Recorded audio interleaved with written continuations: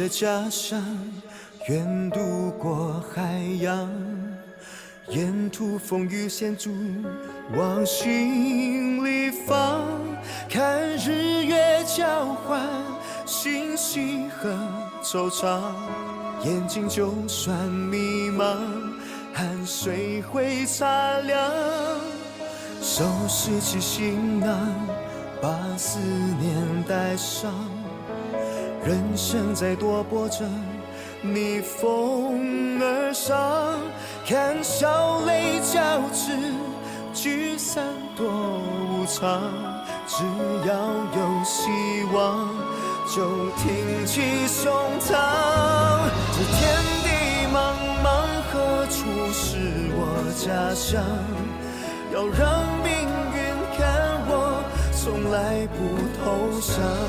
无休的故事，岁月会流传，那是因为有爱一直在身旁。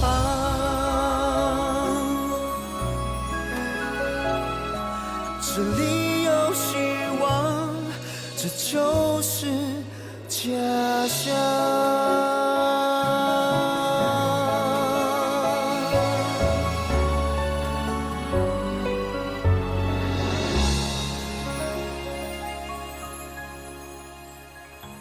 大嫂，是这样的，祖先牌位在那个女人进茶的时候倒了，那就表示祖先不要这个女人进张家的门，祖先的意愿不能违抗，所以这个女人不能留在张家。真娘啊，我现在心头乱糟糟的。秀香那么一说，我一时之间也不知道怎么办才好。你是不是也同意秀香的看法呢？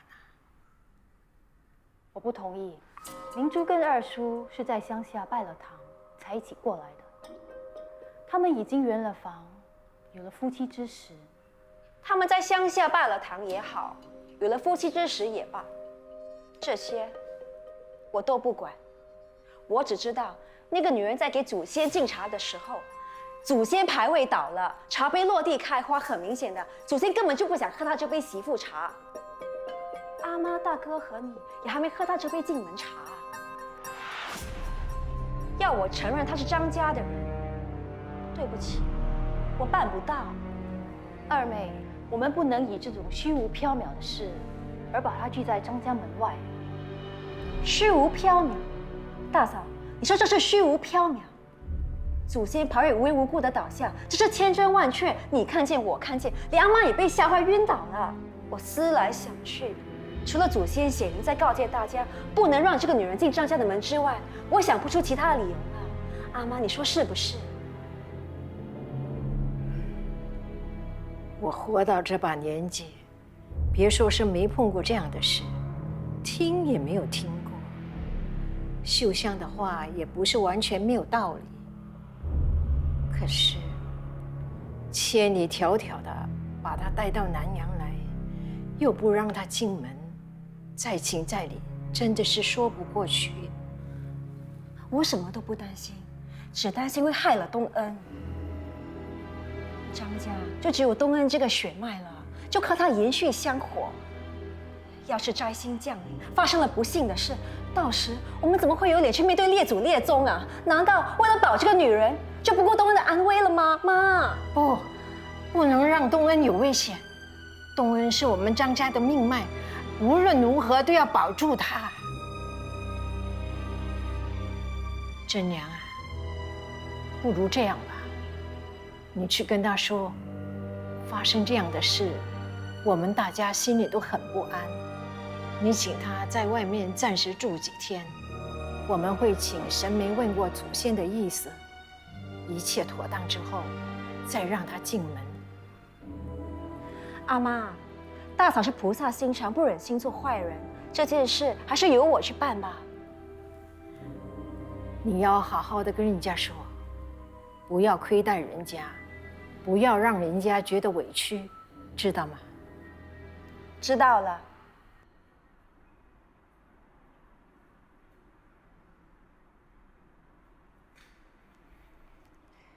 列祖列宗在上，请允许惠娘查个水落石出，免你们蒙受不白之冤。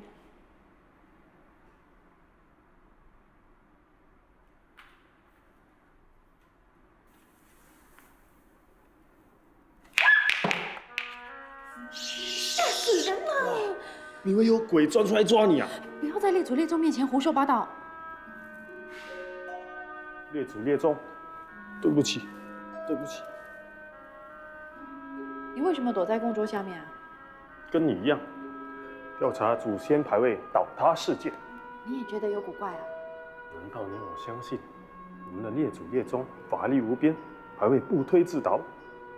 那你有什么发现啊？你先说，你又有何发现？如果我没猜错，牌位被人动了手脚，你瞧，一条红线。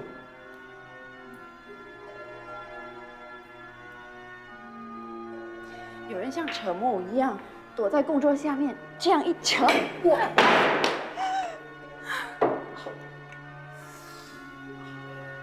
对不起，对不起，对不起，对不起。这种雕虫小技当然难逃你的法眼。可是关键是，到底是谁在扯木偶？我只能识破雕虫小技，关键之处当然是要靠你这个福尔摩斯大侦探了。请看证物，这是我小时候玩的，我把它送给了一个小孩。小宝，小宝，快点吃，别让人看见。阿妈，我的陀螺不见了。不见就算了，阿妈再买个新的给你。我不要，我要那个陀螺，它转得可快呢。小宝，陀螺在这里。我的陀螺。少爷、小姐，想要回陀螺，就先告诉我，为什么躲在祠堂的供桌下玩陀螺？小宝，快回家啦！金花嫂怎么那么急着走啊？小宝的鸡腿都还没吃完呢。小宝乖，来，快告诉东恩哥哥，为什么躲在供桌下玩陀螺？我不可以说，为什么？因为阿妈说，如果告诉人家，就要打我的屁股。金花嫂啊，既然小宝不能说，就由你来说吧。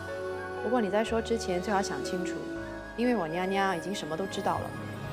不错，你老实交代，我们会帮你求情。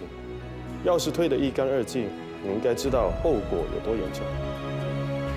好，我说。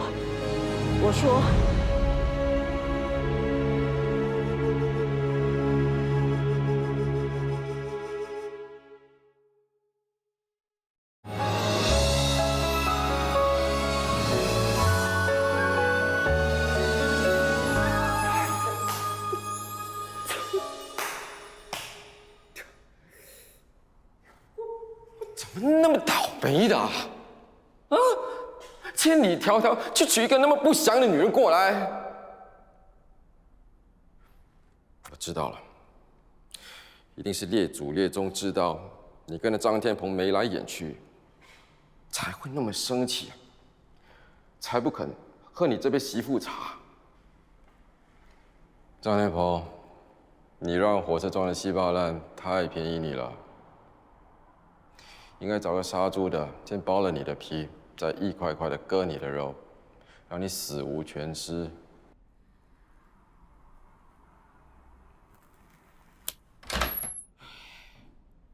二爷，阿好阿莹，快把摘星送出去！你们耳朵聋了？我说，快把摘星送出去！是。慢着，慢着，你想怎么样啊？快啊！姨太太，你给我撕烂你的嘴是不是啊？我说错了什么？别叫姨太太了。姑娘，你也听到了，不是我们赶你走的，是……叫你做的是跟我拉来扯去的，快点啊！这是怎么回事？你心里很舍不得是不是啊？我是舍不得，他这里人生地不熟，你要他去哪里啊？你要帮他求情是吗？去找你妈妈去啊！是老人家要他走的，我只是遵命行事罢了。阿豪阿姨，他不会只会拉他走的吗？快啊！快快快！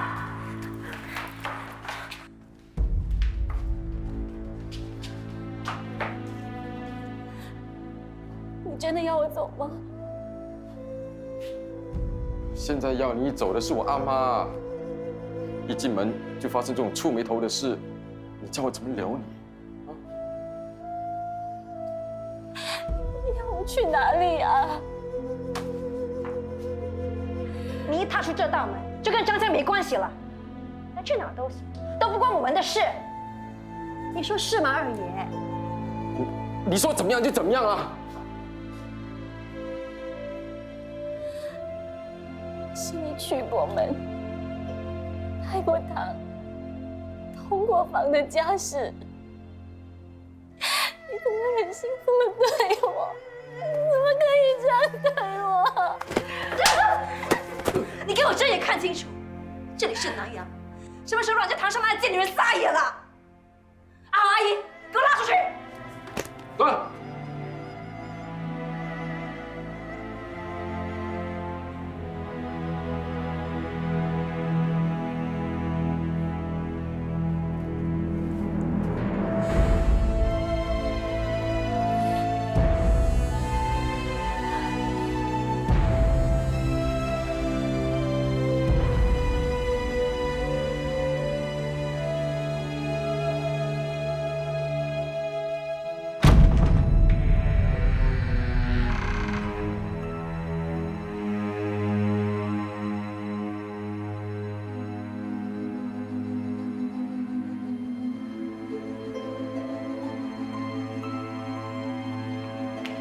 等等，小婶婶，别走！太不像话了！我都说了，不要亏待人家，要好好的跟他说，好好的安排。你们竟然自作主张把人家赶出家门去！阿妈，我没赶走他，是他自己要走的。你打人家一巴掌，打的血都流出来了，那也是他自己把脸贴上去给你打的吗？阿妈，你不要听别人搬弄是非，是谁？是谁夹的舌头？一定是你，一定是你啊！你好了，别像个泼妇一样打这个骂那个。老二，你也太不像话了。人是你要娶的，你老婆要赶他走，你就让他赶吗？泼妇！阿妈，都是他，是他假传圣旨，说是您老人家的意思，我哪里敢违抗啊？这样光打你好啊！你在外面风流快，我现在出了就赖在我身上。泼妇！你泼妇！泼妇！阿妈说对，你是泼妇，你是泼妇。阿妈，泼妇！好了，阿妈都喘不过气来了。阿妈，阿婆、娘娘，我把小婶婶带回来了。明珠，事情都已经查明了。在你们给祖先敬茶的时候，金花的孩子躲在供桌下玩，不小心把祖先牌给撞翻了。金花，是，太太，对不起，是我的小孩顽皮，惹出这么大的麻烦，我会好好的教训他。可是阿妈，明珠啊，都怪我这个老太婆老糊涂了。还好，东恩和惠娘把事情的真相查了个水落石出。明珠啊，真的委屈你了。老太太，千万别这么说。该叫阿妈了。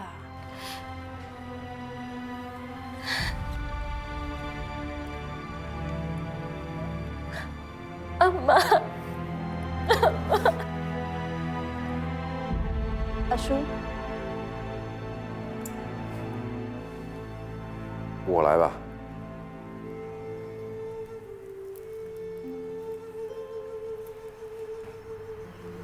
敬茶了。新媳妇给阿妈磕头敬茶。阿妈，喝茶。姨太太，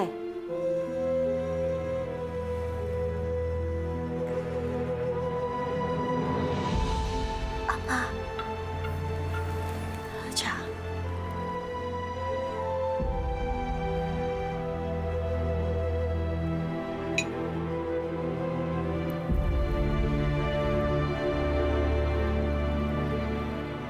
希望你们早日生儿育女，替我们张家增添香火。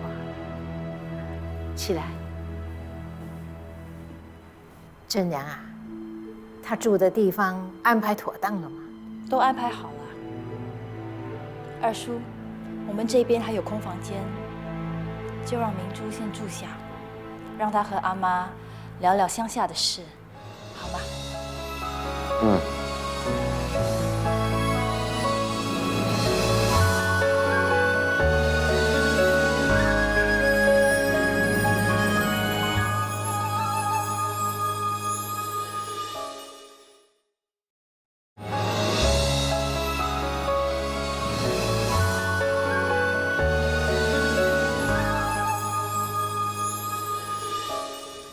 大嫂，找我什么事啊？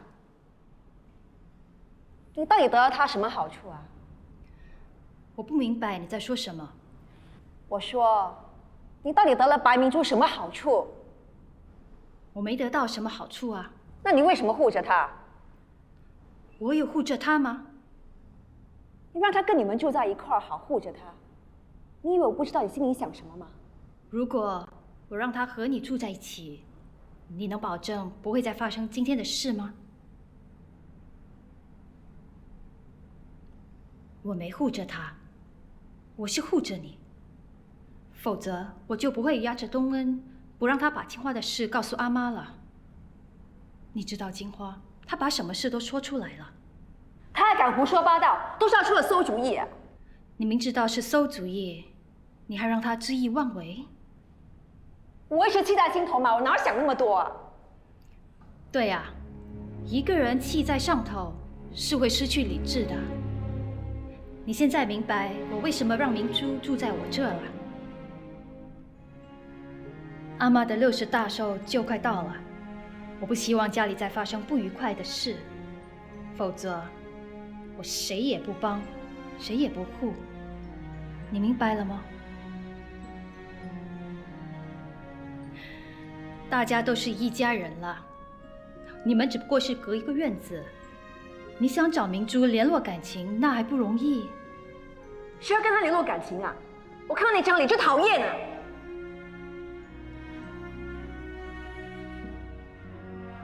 不明白，不明白，我就是不明白。你究竟不明白什么？娘娘，惠娘不明白，其实我也不明白，你为什么要帮着二婶？可不是，二婶指使金花陷害小婶婶，居心不良。好了，事情都已经过去了，谁都不准再提。这不公平啊！这世间哪有处处公平的事？只要无愧于心就好了。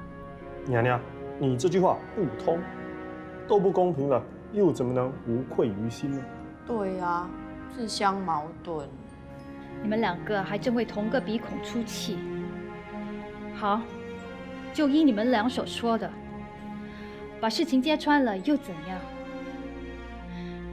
让你阿婆伤心生气，让你二婶难堪下不了台，然后又怎样？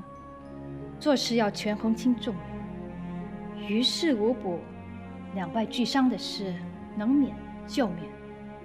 可这不助长了闹事者的气焰吗？对，虽然娘娘你用心良苦，但就怕会助纣为虐。那你们还有更好的办法吗？我没有，我也没有。没有事吗？那我们谈别的。还是娘娘处理得当，儿子佩服之至。我先告退啦。喂，我不是说有话问你？哦，对对对，刚才娘娘说有事要问我。别装人不马脚了，臭苦瓜。你被阿叔训了。嗯。你那些做生意之道，他不买账，对吗？他说我在随口胡扯。那你说是不是？当然不是。那你是说你阿叔错骂你了？那也不是。这也不是，那也不是，那到底是什么？我真不明白，做生意哪来那么多道理啊？说来说去，不就是赚钱吗？赚钱也要取之有道啊！你逃避不了了，你阿叔还会再问你的。我知道，我准备了另一番答案。我看是另一番胡扯。你这只苦瓜，少看不起我。那你说说看啊。说就说，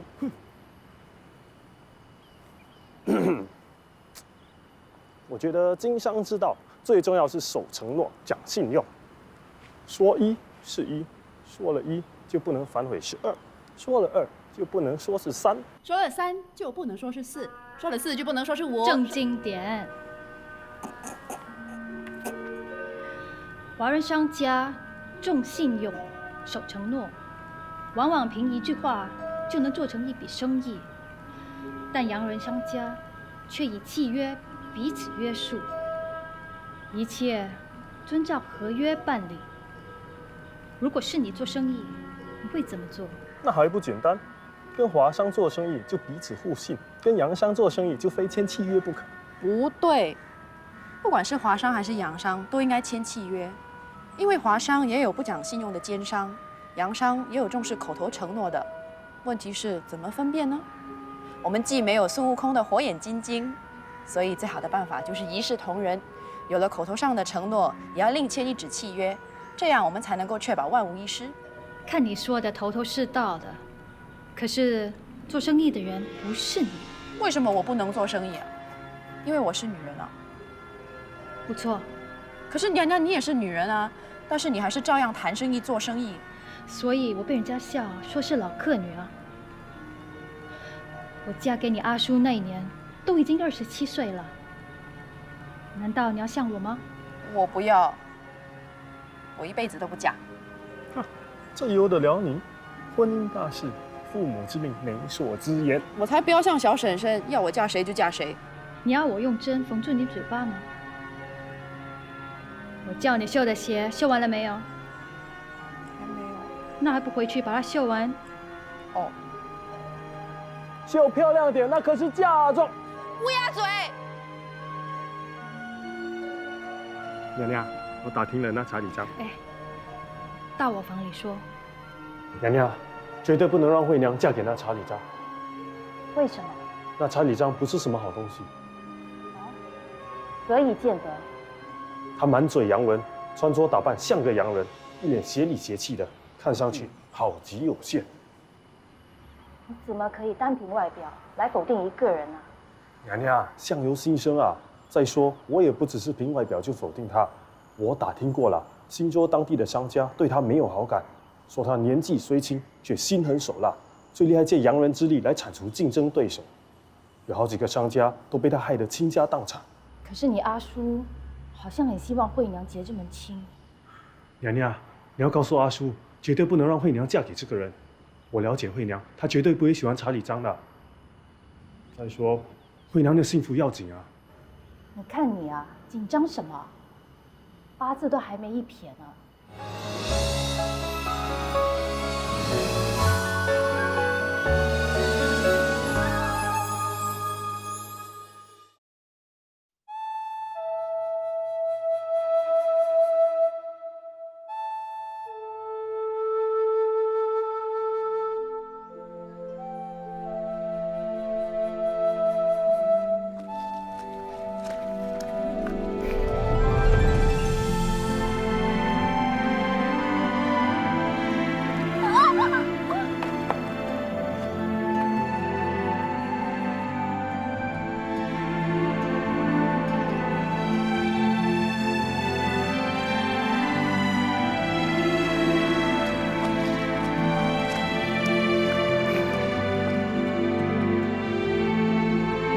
南洋景物，林木茂密，果然跟我们乡下不同。大哥，谢了。你看，这里处处都是矿山，我们家乡许多父老弟兄都在矿山里。大哥，不如跟我一起上金山沟吧。金山沟，采西米的金山沟。嗯，金山，多好听的名字啊！阿弟，我们要在这里抓到我们的金山，我们要抓到属于我们的金山。我不敢有你的雄心壮志，我呢，只要能赚到一点本钱，做点小生意，我就心满意足了。对啊，大哥，我们还是脚踏实地、实实在在过日子好。鸭子，大哥跟我不一样，他是猛虎，胸怀壮志，森林世家。大哥，我不是小看你。少志，你先别急，我知道你是为我好，做人本来就应该脚踏实地的。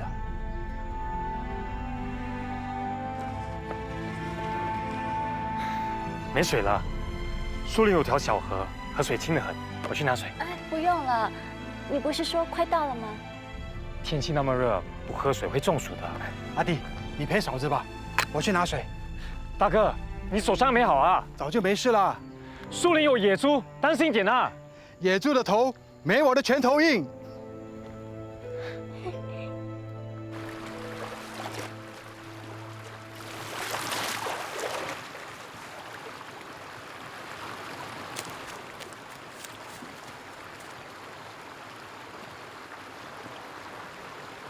果然有野猪，正好给阿弟夹菜。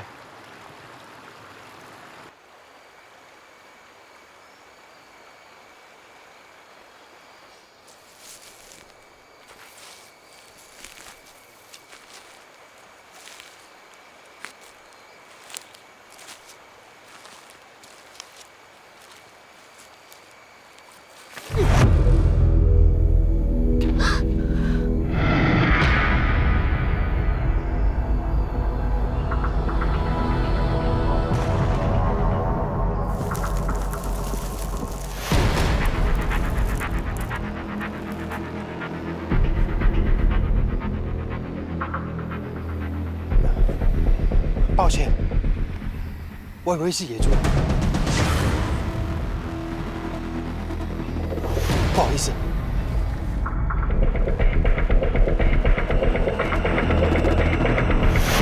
3、2、1，开始啦！我看到你们啦！这里住的都是锡矿工的家眷，我回乡前，大伯在这里帮我安置了一头家。石头哥，她就是你老婆吗？是啊，她就是我美丽的老婆。老婆，石头，你回来了！大哥，大哥2年前伤了脑，现在跟小孩没两样。老大婆，叔，她是石头哥的老婆，不是你老婆。我抓到你了！耶！姐姐，你叫什么名？我叫鸭子。乖，我有糖，请你们吃。耶，有糖吃了！好，谢谢。我要糖，不要糖，我没有糖。还有没有？给。好，谢谢，我有糖。石头哥回家了。好了，我们到了，自己去玩吧。耶！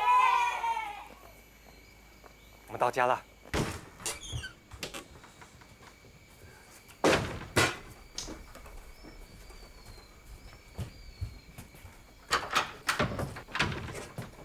大哥，今天你就在这里休息，明天是我到矿区去。当锡矿工虽然无法大富大贵，但糊口还是没问题的。我听阿弟的。石头回来了吗？翠英，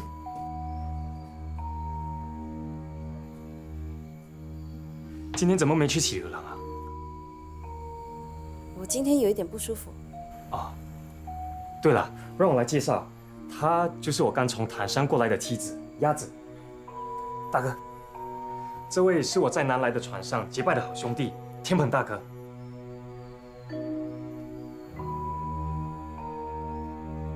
我不打扰你们了。翠英是同乡阿华在本地娶的妻子。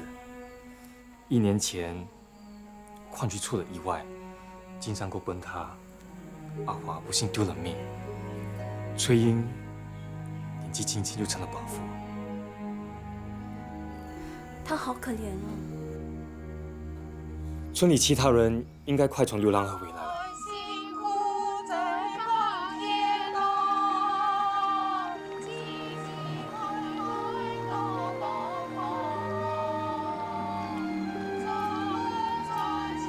阿妈，阿妈，阿妈！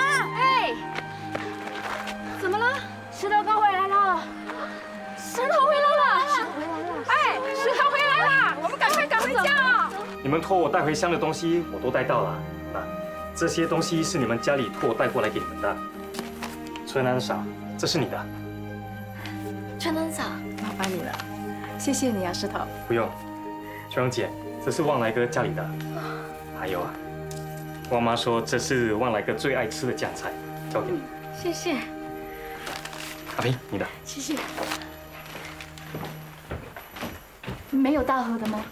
大河，我是大河，我是大河。自从大河变痴呆后，1分钱都没有赚回来。如果不是我，还有小梅，天天洗牛郎，养家糊口，还省吃俭用，才存那么一点钱，托石头带回乡去。可是，他们现在连1个字都没有写回来，他变成这个样子，能怪我吗？能怪我吗？他哭了，他哭了，他哭了，他哭了！都是你！人家当矿工，你也当矿工，不见人家当得下你，有吃有带。你别这样了。月红啊，我们做人媳妇的，最重要是尽了力，对得起良心就是了啊。啊，石头的新媳妇刚进门，我们不要打扰人家，大家早点回家啊。请等等，春安嫂，请你让我跟你们一起洗牛郎，好吗？亚子啊，这事不急，改天再商量吧。你看石头紧张的，他不舍得你去受苦。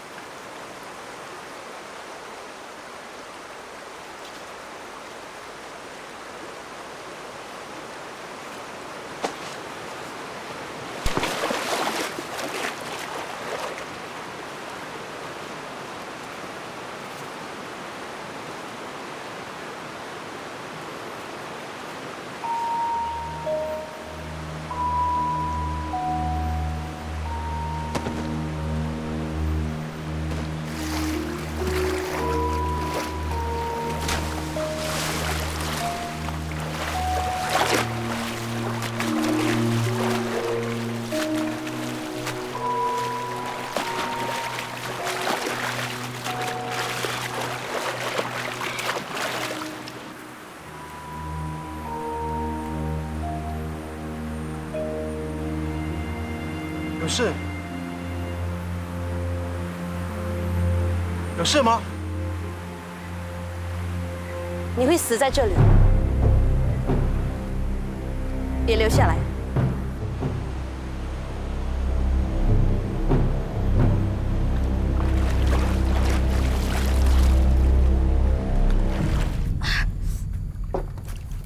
这里有井口，你跑去河边干嘛？你管我？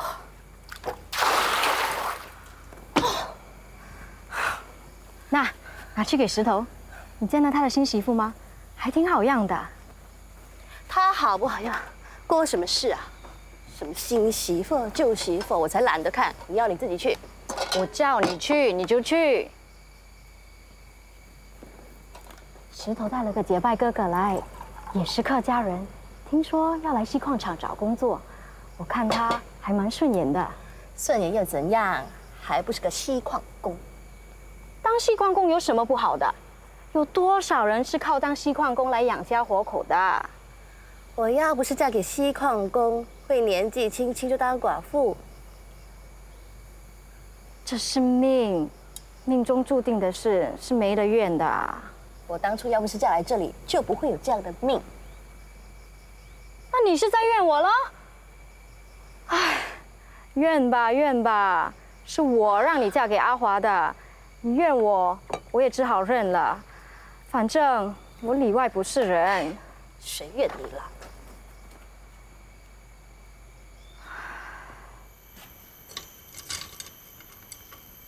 翠英，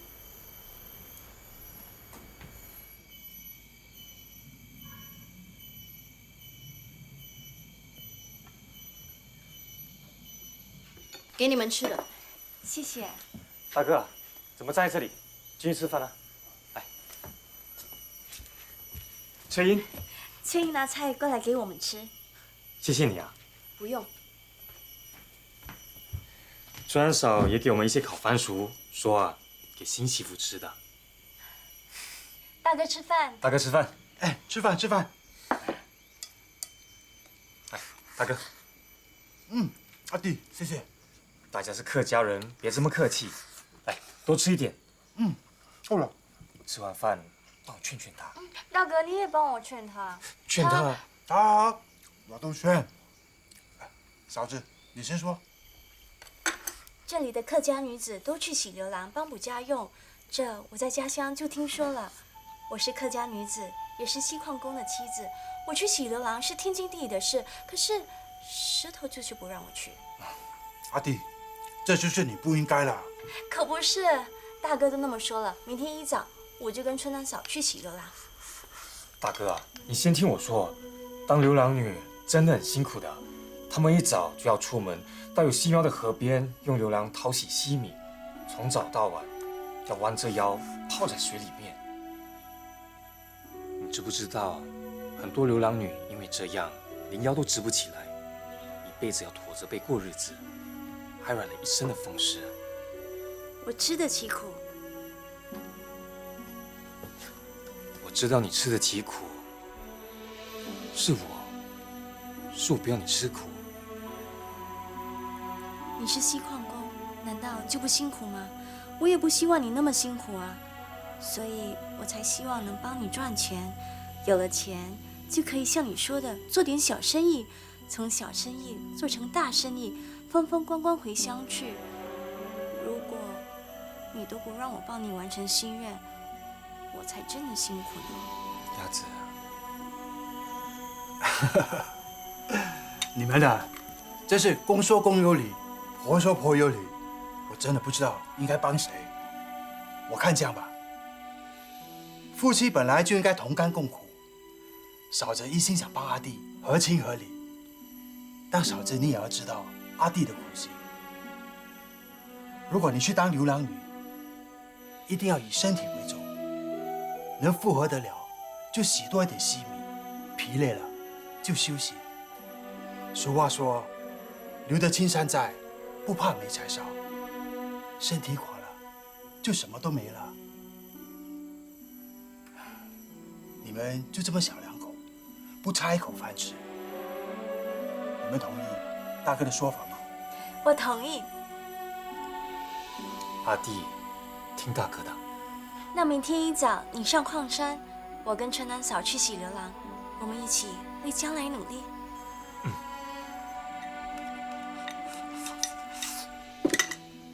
我吃饱了，你们慢慢吃吧。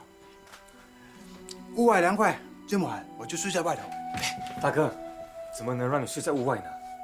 不是我客气，我实在受不了南阳的热天气，屋外凉快，睡得熟。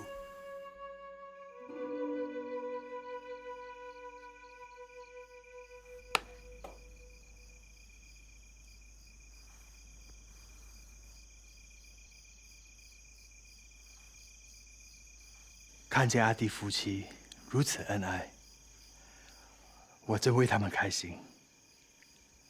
他们都是好人，希望上天能保佑他们早日完成心愿，衣锦还乡。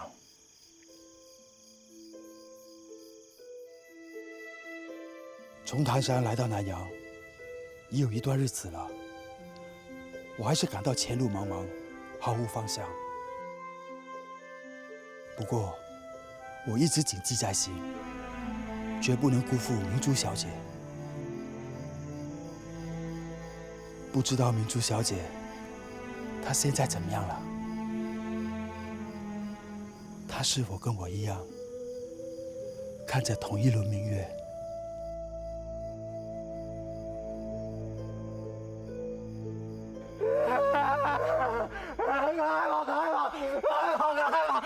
他来了！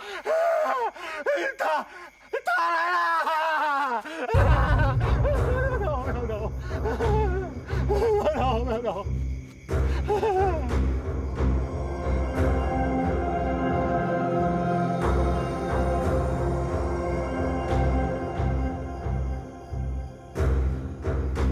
龙哥，你呀，明知道你老公脑袋有问题，就不要让他出来乱跑乱叫。我还真不知道他脑袋怎么会变成这个样子。原本好好的一个人，忽然间，都是你，都叫你不要乱跑了啊！来，我们回家。回家，跟我回家。回家。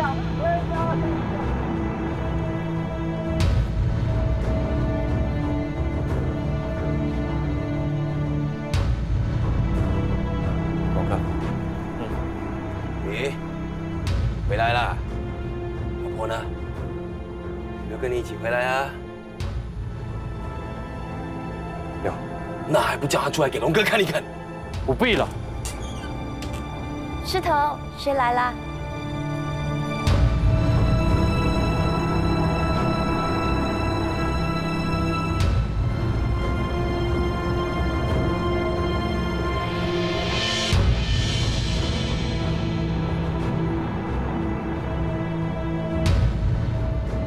龙哥，明天我就回矿区开工了。你急什么？先介绍龙哥给你老婆认识。大子，龙哥是我们矿区的戈巴拉。石头少，戈巴拉是督工，矿区里所有的工人都听龙哥的。龙哥很照顾工人，还有他们的家人。如果以后有什么需要，一定要来开口找龙哥。龙哥，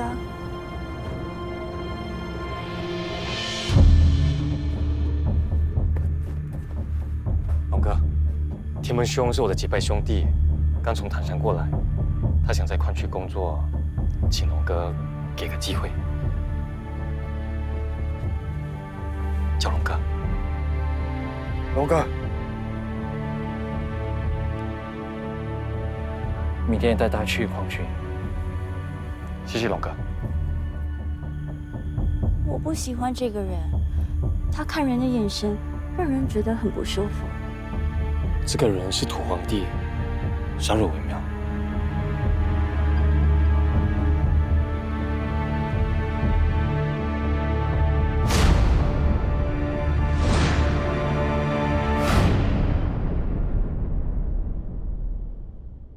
月光光，柔软却温暖，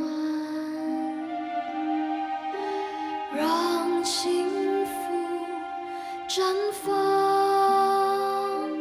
那些伤人的时光，